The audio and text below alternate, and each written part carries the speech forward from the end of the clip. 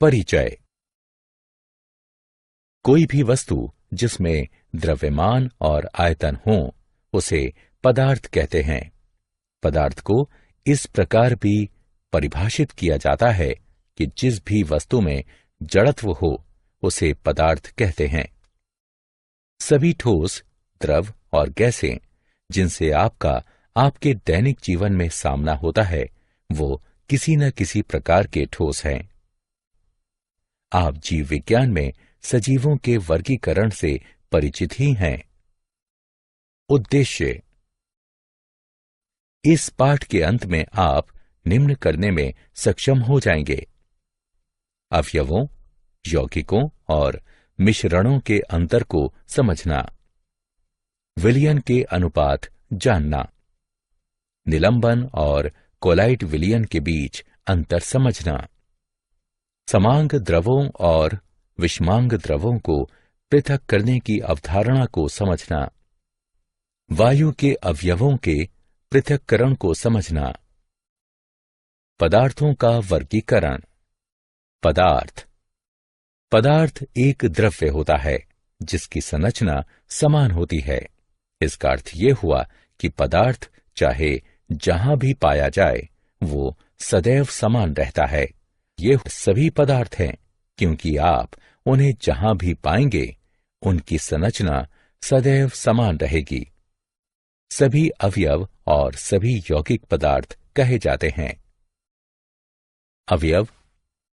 अवयव वे पदार्थ होते हैं जो एक प्रकार के परमाणु से बने होते हैं। इस समय कुल 113 ज्ञात अवयव हैं, जिनमें से ज्यादातर धातुएं हैं। आवर्त सारणी में दिए गए चिन्ह ज्ञात अवयवों को व्यक्त करते हैं। परमाणु भी छोटे कणों से बने होते हैं, लेकिन उन्हें सामान्य रासायनिक तरीके से विभाजित नहीं किया जा सकता। यौगिक और प्रावस्था। यौगिक वे पदार्थ होते हैं जो एक से अधिक प्रकार के परमाणुओं से बने होते हैं, जैसे जल, हाइड्रोजन और ऑक्सीजन परमाणुओं से मिलकर बना होता है। कार्बन डाइऑक्साइड कार्बन और ऑक्सीजन परमाणुओं से मिलकर बनी है।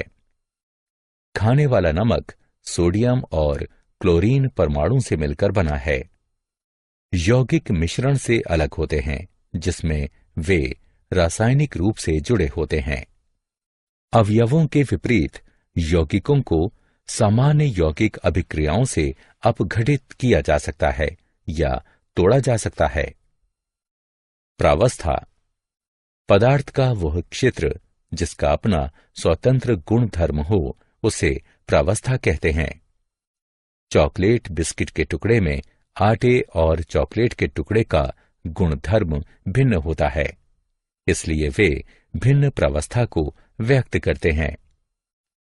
शुद्ध स्वर्ण जो कि एक अवयव है, उसमें सिर्फ एक प्रावस्था होती है। इटालियन ड्रेसिंग में कई प्रावस्थाएं होती हैं, जबकि लवण युक्त जल के विलयन में केवल एक प्रावस्था हो सकती है। समांगी पदार्थ और मिश्रण।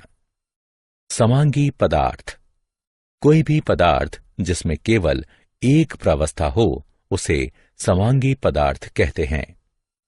हाइड्रोजन जैसे अवयव और चीनी जैसे मिश्रण और लवण जल जैसे विलयन को समांगी माना जाता है, क्योंकि वे एक समान होते हैं। एक सैंपल के सभी क्षेत्र सैंपल के सभी दूसरे क्षेत्रों के समान होते हैं। मिश्रण दो या अधिक पदार्थों से मिलकर बने होते हैं जो भौतिक रूप से जुड़े होते हैं। विशेष मिश्रण अलग अलग सैंपल में भिन्न भिन्न हो सकता है। कुछ मिश्रण इतने अच्छी तरह मिले हुए होते हैं कि उन्हें केवल एक प्रावस्था से बना समांगी माना जाता है। दूसरे मिश्रण जो एक से अधिक प्रावस्था से बने होते हैं उन्हें विषमांगी मिश्रण कहते हैं।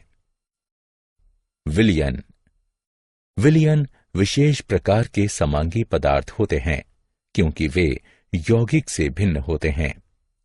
विलयन के भाग भौतिक रूप से जुड़े होते हैं, न कि रासायनिक रूप से। जब आप 1 गिलास लवण जल डालते हैं तो लवण जल के साथ रासायनिक अभिक्रिया नहीं करता। दोनों भाग आपस में इतनी अच्छी तरह मिल जाते हैं कि प्राप्त विलयन को एक समान कहा जाता है। आइस टी, कॉफी, मिश्र धातु और जो हवा हम श्वास के रूप में लेते हैं, सभी विलयन का उदाहरण हैं। विलयन 2 भागों से मिलकर बनते हैं, विलय जो घुलते हैं और विलायक जो घुलाते हैं। लवण जल में नमक विलय है और जल विलायक है। विषमांगी मिश्रण। विषमांगी मिश्रण एक से अधिक प्रावस्थाओं से मिलकर बने होते हैं और उन्हें भौतिक रूप से पृथक किया जा सकता है। पहले उल्लेख किया गया चॉकलेट, बिस्किट, टास्ट, सलाद और मुनक्का भूसी अनाज का कटोरा विषमांगी मिश्रण के उचित उदाहरण हैं। अवयव। अवयव एक साधारण पदार्थ होता है जिसे सामान्य रासायनिक तरीकों से और ज्यादा विभाजित नहीं किया जा सकता। कार्बन, हाइड्रोजन, आयरन इत्यादि अवयव के कुछ उदाहरण हैं। मनुष्य को ज्ञात अवयवों की संख्या 114 है।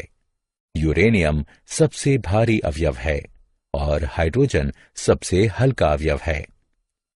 प्रत्येक अवयव एक दूसरे से भिन्न होता है क्योंकि प्रत्येक अवयव का एक विशेष प्रकार का परमाणु होता है। यह आकृति एक अवयव A और दूसरा एक अवयव B के परमाणुओं को व्यक्त करता है।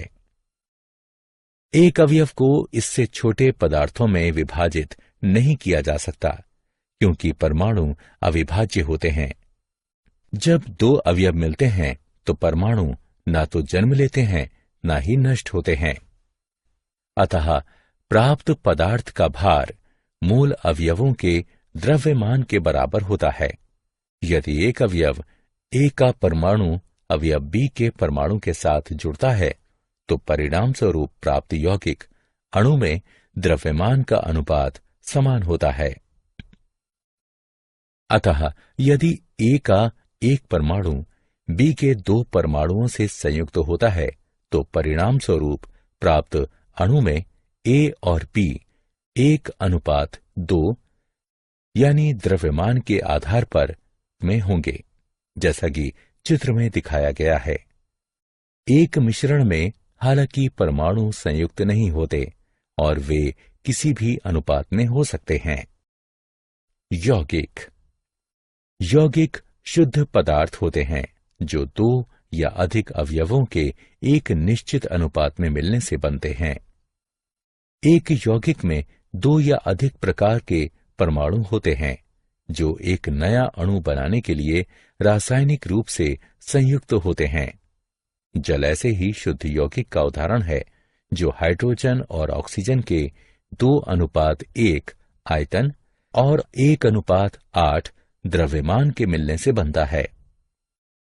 हाइड्रोजन और ऑक्सीजन गैस के रूप में उपस्थित अवयव के अणु हैं, लेकिन विशेष स्थिति में हाइड्रोजन के 2 परमाणु को ऑक्सीजन के 1 परमाणु से संयुक्त किया जाए तो जल के अणु का निर्माण होता है।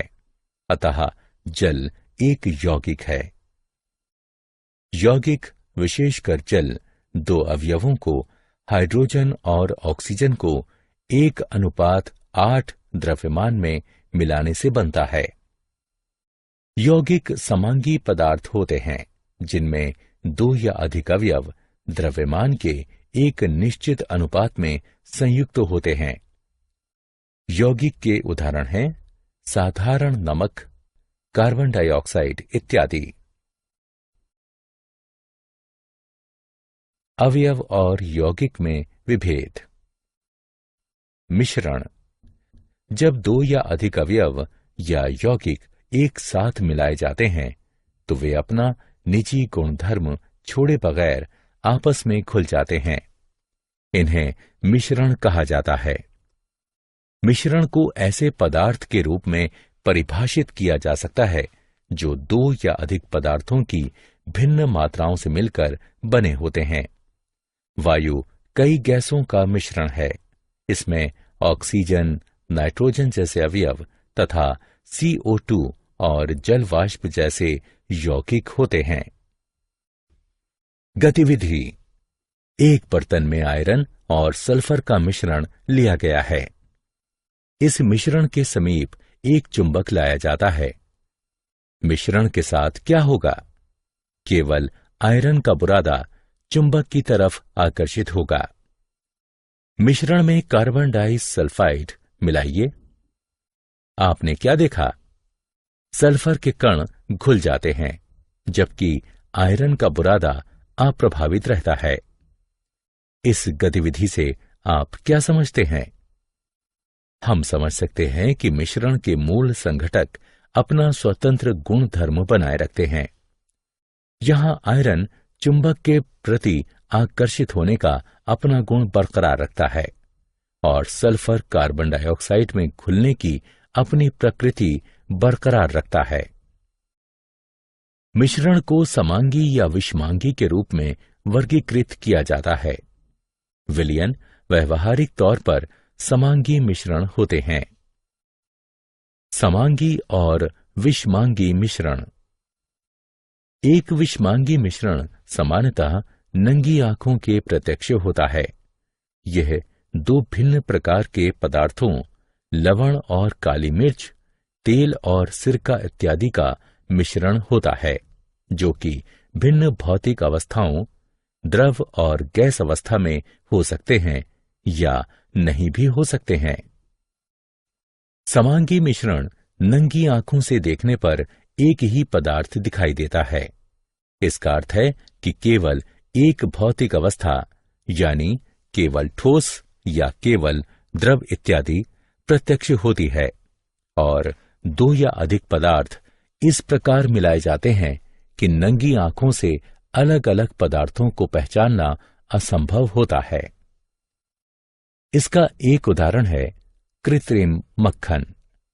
आमतौर पर कृत्रिम मक्खन 3 तरह के पदार्थों से बना होता है। हालांकि तीनों पदार्थ मिलकर एक ऐसा पदार्थ बनाते हैं जो एक पदार्थ दिखता है। यौगिक और मिश्रण के बीच विभेद। गतिविधि। मिश्रण और यौगिक के बीच अंतर का अध्ययन करने के लिए एक चीनी मिट्टी के बर्तन में 56 ग्राम आयरन का बुरादा लीजिए। इसमें 32 ग्राम सल्फर चूर्ण मिलाइए। इन्हें अच्छी तरह से मिलाइए। एक दूसरे चीनी मिट्टी के बर्तन में 56 ग्राम आयरन और 32 ग्राम सल्फर चूर्ण लीजिए। इस बर्तन को उच्च तापमान तक गर्म कीजिए। अब आपने क्या देखा? अब एक चुंबक लीजिए। इसे दोनों बर्तनों के ऊपर से ले जाइए। अपने प्रेक्षण को दर्ज कीजिए। जब आयरन का बुरादा और सल्फर चूर्ण को चीनी मिट्टी के बर्तन में लिया जाता है तो वे एक मिश्रण बनाते हैं। आयरन और सल्फर परस्पर मिलते नहीं हैं। आयरन और सल्फर दोनों अपना स्वतंत्र गुण धर्म बनाए रखते हैं। जब हम मिश्रण के समीप एक चुंबक लाते हैं तो आयरन का बुरादा चुंबक की प्रति आकर्षित होता है। विलयन। दो या अधिक पदार्थों का मिश्रण एक विलयन, एक निलंबन या कोलाइड हो सकता है। जब शुद्ध पदार्थ आणविक परमाणुओं या आयन आकार के होते हैं तो पदार्थ की अवस्था को आणविक प्राकीर्णन की अवस्था कहा जाता है। एक विलयन दो या अधिक पदार्थों का समांगी आणविक प्राकीर्णन होता है। इसे इस रूप में भी व्यक्त किया जा सकता है कि विलयन दो या अधिक पदार्थों का एक समांगी मिश्रण होता है। समांगी का अर्थ है कि सभी जगह एक समान। अतः वो विलयन जो समांगी मिश्रण हो उसका संगठन हर जगह समान होगा। शक्कर का विलयन स्पष्टता तरल होता है और हम शक्कर के टुकड़ों को जल के अणुओं से सूक्ष्मदर्शी से भी अलग नहीं कर सकते। विलयन के कुछ उदाहरण हैं लवण युक्त जल, शक्कर का विलयन, कॉपर सल्फेट और एसिटिक अम्ल का जल में विलयन यानी सिरका। वह तरल जिसमें पदार्थ घुलते हैं उन्हें विलायक कहते हैं। वह पदार्थ जो विलायक में घुलकर विलयन बनाते हैं उन्हें विलय कहते हैं। शक्कर के विलयन में शक्कर विलय है, जल विलायक है। सामान्यतः किसी भी विलयन में विलय की मात्रा विलायक की मात्रा से कम होती है। विलयनों के प्रकार। विलयनों को घुले हुए विलय की मात्रा के आधार पर वर्गीकृत किया जा सकता है। असंतृप्त विलयन वह विलयन है जिसमें विलयन का तापमान बढ़ाए बिना और विलय मिलाया जा सकता है। संतृप्त विलयन वह विलयन है जिसमें एक नियत तापमान पर विलय की अधिकतम मात्रा घुल चुकी है। संतृप्त विलयन में घुले हुए और नहीं घुले हुए विलय की मात्रा परस्पर साम्य में होती है। पूर्ण संतृप्त विलयन वह विलयन होता है जिसमें विलय की मात्रा संतृप्त सांद्रता से अधिक होती है। विलयन का गुण। एक सच्चा विलयन समांगी मिश्रण होता है। विलयन के घटक छनन जैसी विधियों से आसानी से पृथक किए जा सकते हैं।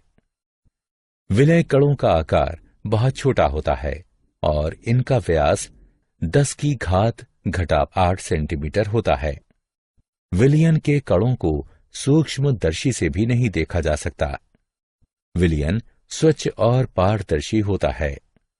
विलयन स्थिर होता है और यदि हिलाया ना जाए तो विलय कण नीचे नहीं बैठते। निलंबन। कुछ पदार्थ द्रव में नहीं घुलते। ऐसे पदार्थों के छोटे कण द्रव में निलंबित रह जाते हैं, जैसे कि रेत, कीचड़ जल में निलंबित रह जाते हैं। इसी प्रकार ठोस गैस में भी निलंबित रह सकते हैं। इन मिश्रणों को निलंबन कहते हैं। निलंबन एक विषमांगी मिश्रण होता है जिसमें ठोस के छोटे कण द्रव या गैस के पूरे द्रव्यमान में घुले बिना निलंबित रहते हैं। निलंबन के गुण धर्म। निलंबन एक विषमांगी मिश्रण होता है जिसमें ठोस के छोटे कण द्रव या गैस के पूरे द्रव्यमान में घुले बिना निलंबित रहते हैं। निलंबन में कण सामान्य आंखों से दिखाई देते हैं। कणों का व्यास 10⁻5 सेंटीमीटर होता है। विलयन में कणों को द्रव से अलग छान कर किया जा सकता है। स्थिर रखने पर निलंबन के कण नीचे बैठ जाते हैं। कोलाइड। कोलाइड विलयन देखने में समांगी लगता है, किंतु उच्च क्षमता वाले सूक्ष्मदर्शी से देखने पर यह वास्तव में विषमांगी होता है। कोलाइड सच्चे विलयन और निलंबन के मध्य होता है। कोलाइड वह विलयन होता है जिसमें विलय के कण का आकार सच्चे विलयन से बड़ा किंतु निलंबन से छोटा होता है। इस तालिका में कुछ कोलाइडों के सामान्य उदाहरण दिए गए हैं। टिंडल प्रभाव। कोलाइड अपने से गुजरने वाले प्रकाश को फैला देता है। इसका अर्थ है कि कोलाइड से होकर गुजरने वाली प्रकाश की किरण दिखती है। यदि अंधेरे कमरे में रखे कोलाइड से प्रकाश की किरण गुजरे तो प्रकाश का पथ कोलाइड कणों द्वारा प्रकाश के फैलाव के कारण देखा जा सकता है। इसी प्रकार का प्रभाव तब भी देखा जा सकता है जब प्रकाश की किरण धूल भरे वायु से होकर गुजरती है। कोलाइड कणों द्वारा प्रकाश के फैलाए जाने की परिघटना को टिंडल प्रभाव कहते हैं। यह प्रभाव सच्चे विलयनों में नहीं दिखाई देता। द्रवों में टिंडल प्रभाव लेजर पॉइंटर की सहायता से आसानी से देखा जा सकता है। यदि आप दूध को इतना पतला करें कि यह लगभग पारदर्शी हो जाए या आपके पास किसी प्रकार का विलयन हो, जैसे कि कोलाइडल सिल्वर, तो लेजर की किरण द्रव से गुजरते हुए आसानी से देखी जा सकती है। मिश्रण और दो अमिश्रणीय द्रवों का पृथक्करण। एक मिश्रण के घटकों को पृथक करना। विस्मांगी मिश्रण को सामान्य भौतिक विधि जैसे हाथ से चुनकर, छानकर इत्यादि से पृथक किया जा सकता है, लेकिन मिश्रण के घटकों को अलग करने के लिए विशेष विधियों की आवश्यकता होती है। दो अमिश्रणीय द्रवों का पृथक्करण। दो अमिश्रणीय द्रवों का पृथक्करण कीप द्वारा किया जा सकता है। गतिविधि। एक पृथक्करण कीप लीजिए और इसमें डाइएथिल ईथर लीजिए। इसे कुछ देर स्थिर छोड़ दीजिए। डाइएथिल ईथर और जल की परत पृथक हो जाती है। कीप के नीचे एक फ्लास्क रखिए और ऊपर से स्टॉपर हटाकर स्टॉप कॉर्क को खोल दीजिए। जल की निचली परत को बाहर निकाल दीजिए। जब डाइएथिल ईथर स्टॉप कॉर्क के पास पहुंचे तो पृथक्करण कीप के स्टॉप कॉर्क को बंद कर दीजिए। दो मिश्रणीय द्रवों का पृथक्करण। दो मिश्रणीय द्रवों का आसवन विधि से पृथक्करण। गतिविधि। एक आसवन फ्लास्क में एसीटोन और जल लीजिए। एक छिद्र में थर्मामीटर डालिए। फ्लास्क के बगल की नलिका को लाइबिक के दोहरी दीवार वाले संघनक से जोड़िए। गैस बर्नर की सहायता से द्रव को गर्म कीजिए। एसीटोन वाष्पीकृत होता है। वाष्पन से प्राप्त वाष्प संघनक के बगल के भाग में एकत्रित होता है। संघनक में बहता हुआ शीतल जल एसीटोन को द्रव के रूप में संघनित कर देता है, जो कि गृहीता में एकत्रित होता है। फ्लास्क में जल शेष रह जाता है। ऊर्ध्वपातन। अमोनियम क्लोराइड, कपूर इत्यादि पदार्थ गर्म करने पर ठोस से सीधे गैसीय अवस्था में परिवर्तित हो जाते हैं। ऐसे पदार्थों के लिए ऊर्ध्वपातन की विधि प्रयोग की जाती है। ऊर्ध्वपातन वह प्रक्रम है जिसमें ठोस सीधे गैसीय अवस्था में परिवर्तित हो जाता है। गतिविधि। एक चीनी बर्तन में रेत और आयोडीन का मिश्रण लीजिए। बर्तन को उल्टे कीप से ढक दीजिए। बर्नर की सहायता से मिश्रण को धीमे धीमे गर्म कीजिए। कीप से आयोडीन वाष्प की बैंगनी रंग की लौ उठती हुई साफ तौर पर देखी जा सकती है। आयोडीन वाष्प कीप में संघनित होकर ठोस रूप में एकत्रित होता है। जब बर्तन के मिश्रण से वाष्प निकलनी बंद हो जाए तो गर्म करना बंद कर दें। शुद्ध आयोडीन क्रिस्टल निकल चुके हैं। ऊर्ध्वपातनीय रेत बर्तन में शेष रह जाती है। आयोडीन ऐसे पदार्थ का सामान्य उदाहरण है जो प्रत्यक्षतः कमरे के तापमान पर धीरे धीरे ऊर्ध्वपातित होता है। क्रिस्टलीकरण। किसी पदार्थ के गर्म विलयन को ठंडा करने पर वह उसी पदार्थ का शुद्ध क्रिस्टल प्रदान करता है। गतिविधि। बीकर में 100 ml पानी लीजिए। तनु सल्फरिक अम्ल की कुछ बूंदें डालकर विलयन को अम्लीकृत कीजिए। पानी को गर्म कीजिए। जब यह उबलना शुरू कर दे तो इसमें कॉपर सल्फेट चूर्ण को धीरे धीरे तब तक मिलाइए जब तक कि संतृप्त विलयन न प्राप्त हो जाए। विलयन को छान लीजिए। इसे ठंडा होने दीजिए। थोड़े समय बाद आप विलयन में कॉपर सल्फेट के नीले रंग के चमकदार क्रिस्टल देख पाएंगे। भौतिक परिवर्तन। शुद्ध पदार्थ और मिश्रण के बीच का अंतर समझने के लिए हमें भौतिक परिवर्तन और रासायनिक परिवर्तन का ज्ञान होना चाहिए। रंग, कठोरता, दृढ़ता, तरलता, घनत्व, गलनांक, क्वथनांक इत्यादि भौतिक गुण हैं। भौतिक परिवर्तन। किसी पदार्थ की आंतरिक अवस्था में परिवर्तन भौतिक परिवर्तन होता है, क्योंकि यह परिवर्तन पदार्थ के संगठन में परिवर्तन के बगैर होता है और पदार्थ की रासायनिक अवस्था में कोई परिवर्तन नहीं होता है। उदाहरण, हालांकि बर्फ, जल और जलवाष्प भिन्न दिखते हैं और उनका भौतिक गुण भी भिन्न होता है, लेकिन रासायनिक रूप से ये सभी समान हैं। रासायनिक परिवर्तन। यदि पदार्थ की भौतिक अवस्था में परिवर्तन हो तो इसे रासायनिक परिवर्तन कहते हैं। उदाहरण 1, जल तथा खाना पकाने वाले तेल दोनों द्रव हैं, लेकिन उनका रासायनिक गुणधर्म भिन्न है। उनकी गंध और ज्वलनशीलता भिन्न है। हम जानते हैं कि तेल हवा में जलता है, जबकि जल आग को बुझाता है। तेल का रासायनिक गुण उसे जल से भिन्न बनाता है। उदाहरण 2, जलना एक रासायनिक परिवर्तन है।